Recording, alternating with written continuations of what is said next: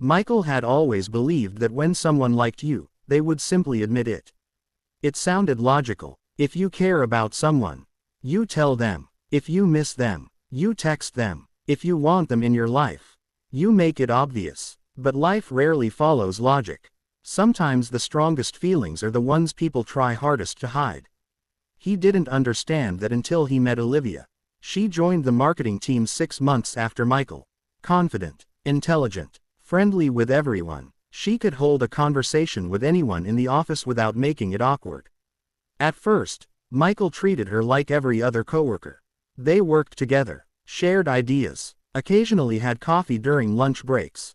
Nothing unusual, but after a few weeks, small things began happening that Michael couldn't explain. Whenever he complimented Olivia, she immediately changed the subject. Whenever he got a little closer emotionally, she became distant for a day or two. Then, without warning, she would come back as if nothing had happened. It confused him. One day she seemed interested. The next day she acted completely normal, almost cold. His friend Daniel listened patiently before asking a simple question. What if she isn't avoiding you? Michael frowned. Then what's she doing? Daniel smiled. What if she's avoiding her own feelings? Michael laughed. People don't do that. Daniel looked at him. They do it all the time. Those words stayed in Michael's mind. A week later, the office organized a small team building event. Everyone was divided into groups for different activities. By coincidence, Michael and Olivia ended up on the same team. For most of the afternoon, everything felt natural. They joked, worked together, celebrated when their team won one of the games. Olivia laughed more than usual. She even playfully teased Michael whenever he made a mistake. For a few hours, she seemed completely comfortable around him. Then something unexpected happened. One of their coworkers smiled and said, "You two make a really good team." The room became quiet for a second. Michael smiled. Olivia didn't. Instead, she immediately looked away, crossed her arms, started talking to someone else. The cheerful energy disappeared almost instantly. Michael noticed the sudden change. Later that evening he kept asking himself the same question. Why would one harmless comment change everything?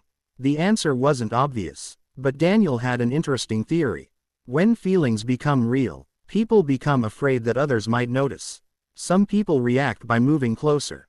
Others react by pulling away. Not because they don't care. Because suddenly everything feels more vulnerable. Several days later, Michael experienced it again. He and Olivia stayed late at work to finish an important presentation. The office was almost empty. Music played softly from someone's desk. For over 2 hours they worked side by side. The conversation slowly moved away from work. They talked about childhood memories, favorite books, dream vacations, family traditions. The more they talked, the more relaxed Olivia became. She smiled, laughed, even shared stories she had never mentioned before. Michael realized he had never seen this side of her.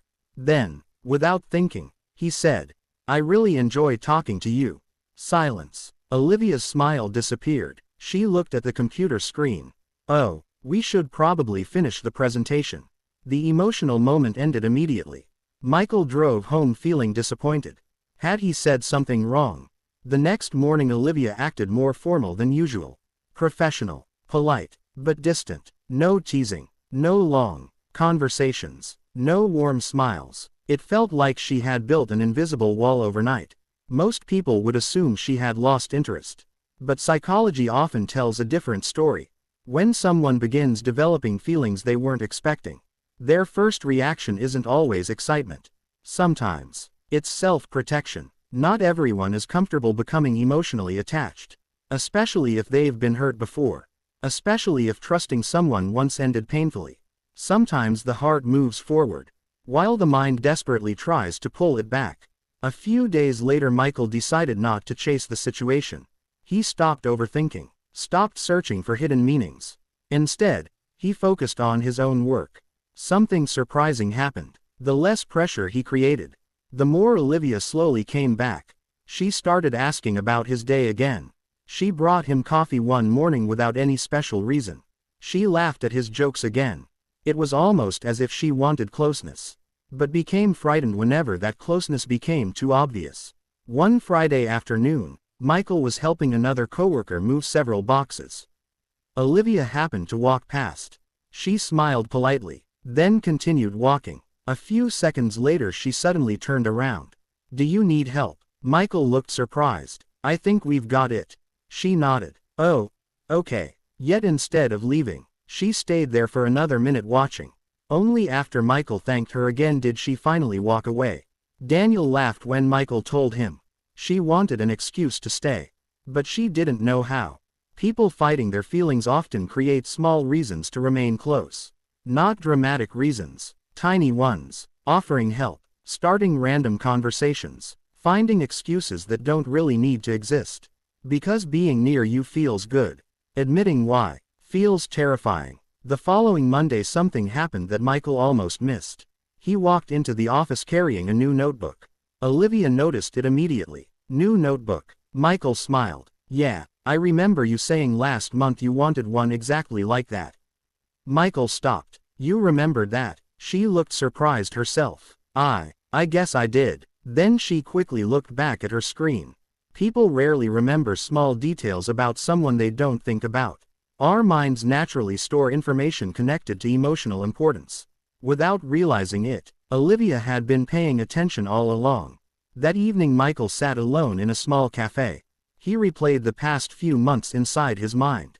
Every time they became emotionally closer, Olivia stepped back. Every time he gave her space, she quietly returned. It wasn't random anymore. It was a pattern. And patterns often reveal emotions more honestly than words ever can. For the first time, Michael stopped asking, "Does she like me?" Instead he wondered, "Why is she trying so hard not to?" Michael couldn't stop thinking about one question. Why was Olivia always moving one step closer, and then one step away? The pattern had become impossible to ignore. Whenever things felt casual, she was relaxed. Whenever the connection became personal, she became guarded. It wasn't inconsistency. It was fear. A few days later, the company held a workshop in another city. Everyone traveled together by bus. By chance, Michael sat near the back. A few minutes before departure, Olivia walked onto the bus. There were plenty of empty seats.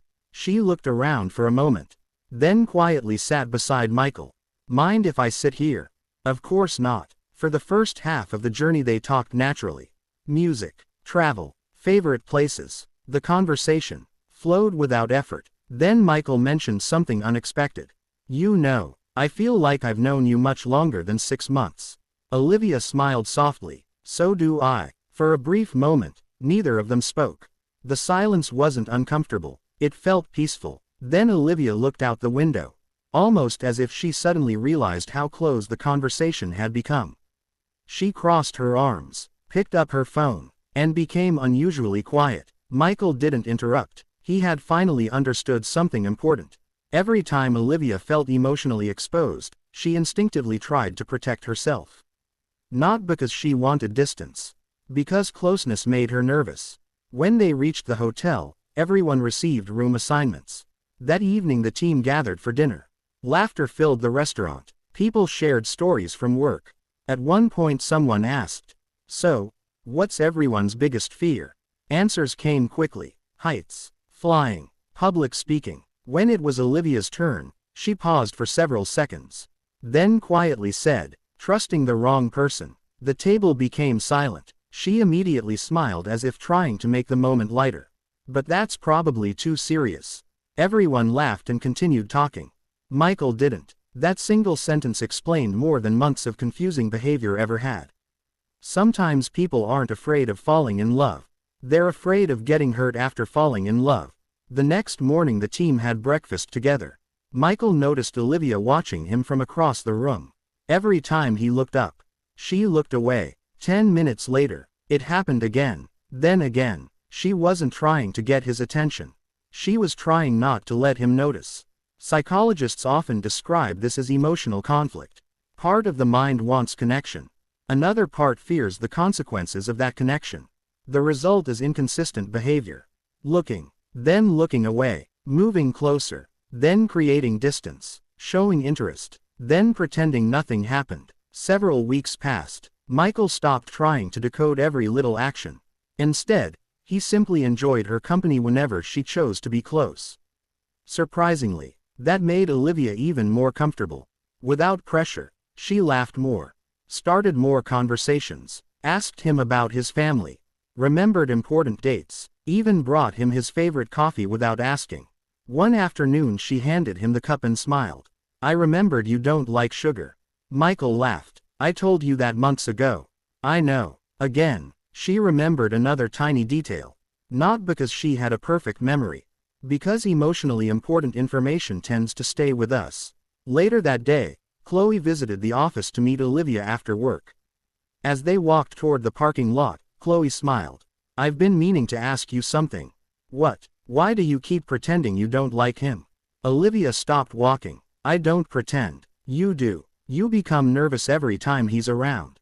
You remember everything he says. You watch him when he isn't looking. And whenever he gets emotionally close, you disappear." Olivia sighed deeply. "I don't know what's wrong with me." "Nothing is wrong with you." "Then why do I keep doing this?" Chloe answered gently. "Because your heart wants to move forward. But your fear keeps pulling you back." For several moments, Olivia remained silent. Finally she whispered, "I think I'm scared." "Of what?" "That if I let someone matter this much, I could lose them." Chloe smiled kindly. "That's the risk everyone takes when they truly care." That conversation stayed with Olivia for days. She realized she had been fighting the wrong battle. She wasn't fighting Michael, she was fighting her own fear. The following Friday, Michael stayed late again. As he packed his bag, Olivia walked over. "Do you have a minute?" "Sure." She took a deep breath. "I owe you an apology." Michael looked confused. "For what?" "For acting confusing." He smiled. "I noticed." She laughed nervously. "I know. I keep telling myself not to get too close. And then I end up looking for excuses to talk to you anyway." Michael didn't interrupt. She continued. "I thought if I stayed a little distant, my feelings would disappear." They didn't. In fact, they only became stronger. For the first time in months, she stopped hiding. Michael smiled gently. "You know, I never wanted you to feel pressured. I just wanted you to feel safe." Those words brought tears to Olivia's eyes.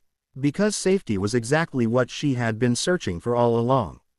Not excitement, not perfection, safety. That evening, as they walked toward the parking lot together, neither of them rushed the conversation. There was no dramatic movie scene, no grand confession, just two people who had finally become honest. Sometimes love doesn't begin with confidence. Sometimes it begins with fear. And sometimes the strongest sign that someone cares about you isn't that they move toward you without hesitation. It's that they keep finding their way back to you, even after fear tells them to walk away. If someone truly is fighting their feelings, don't judge them by one conversation or one confusing day. Look for the pattern. Did they return? Did they remember the little things? Did they make small efforts to stay connected? Did they seem warmer when they finally let their guard down? One sign alone means very little. But when several quiet signs appear consistently over time, they can reveal a heart that is trying to protect itself while secretly hoping not to lose the person it cares about. Sometimes, the biggest battle isn't between two people. It's between the heart that wants to love, and the fear that doesn't want to be hurt again.